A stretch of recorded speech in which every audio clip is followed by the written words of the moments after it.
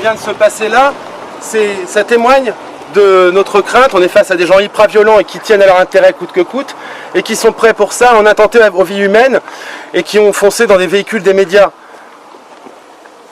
Ces gens-là ont éteint tous les robinets qui tournaient ce matin parce qu'ils savaient que vous arriviez. Donc ça veut dire que même s'il n'y a pas d'arrêté, et c'est lamentable puisque le Mignon est à sec, ces gens-là savent qu'ils ne sont pas à l'aise. Ces gens-là savent qu'ils sont à l'inverse de la moralité. Ils vont revenir.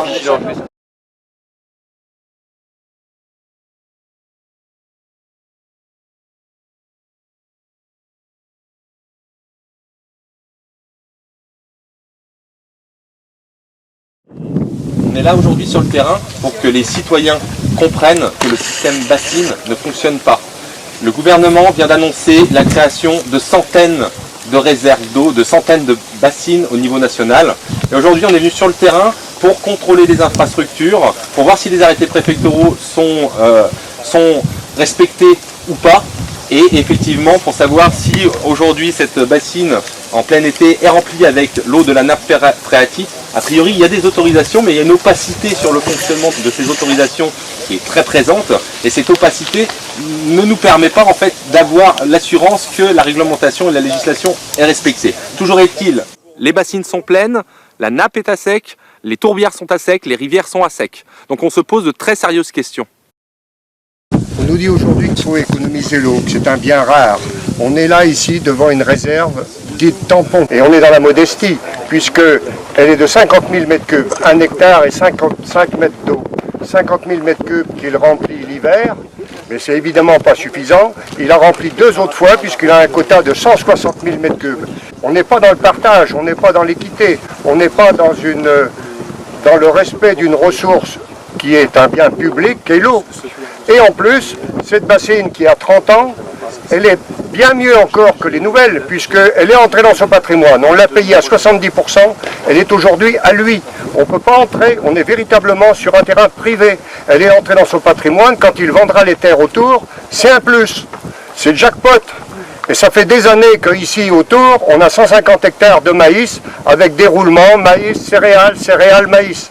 C'est pas du tout l'agriculture qu'on souhaite pour demain, d'autant plus que là, on est sur mon ancienne commune, et je peux vous assurer qu'on rêve de planter des arbres ici, parce que ça ne serait plus le désert. Qu'est-ce que c'est l'agriculture que vous souhaitez, le collectif, demain? C'est une agriculture de partage, une agriculture de respect, où on n'empoisonne plus la terre, où on nourrit les gens, où on n'exporte pas 80% du maïs à la palisse pour nourrir des usines à merde, poulets, cochons et vaches. C'est une agriculture de proximité, où les gens se respectent, où ils s'entendent, où on n'est pas sur des exploitations de 300 hectares. Ça, c'est 5 mètres d'eau, 1 hectare, et là, il est prévu d'en faire une juste derrière, 19 fois plus grande, pratiquement 1 million de mètres cubes. 19 fois celle-ci. Celle-ci vide déjà les tourbières qui sont protégées en dessous, et ce qu'il en reste du moins, vide la rivière, et on va en faire une 19 fois plus grande, et on nous fait croire que ça ne va pas avoir de conséquences sur le milieu. Franchement. Vous allez entendre le bruit. Tiens, on entend la pompe. Attention, vous allez voir le jet qui va s'arrêter. Le jet va dans le champ. s'arrêter. Là-bas. Hop, ça y est, il n'y a plus d'eau. Pour l'instant, on est dans juste une formation, donc je me permets de la rallumer. Merci les gars. T'as senti comme le clapet est remonté là? Et ça repart. Allez. Il est plus tolérable qu'une seule personne mobilise 150 000 mètres cubes. Et concrètement, aujourd'hui, il y a une vraie mafia de l'eau, il y a une vraie mafia par rapport à l'attribution des quotas d'eau. Et pour mettre en relation, il faut 2500 mètres cubes pour créer un emploi de maraîcher. Ici, pour une seule personne qui fout les rivières à plat et qui fait du maïs d'exportation, on mobilise 150 000 mètres cubes. C'est aussi simple que ça.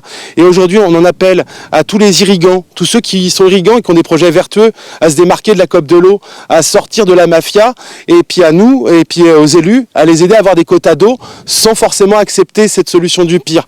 Il y a vraiment une question de justice sociale et de justice économique là qui n'y est pas. Et nous, aujourd'hui, on exige une des lignes rouges qui était tenue par la Confédération paysanne et qui disait pour 30 000 mètres cubes, ben ça c'est le volume dont les éleveurs ont besoin. 30 000 mètres cubes.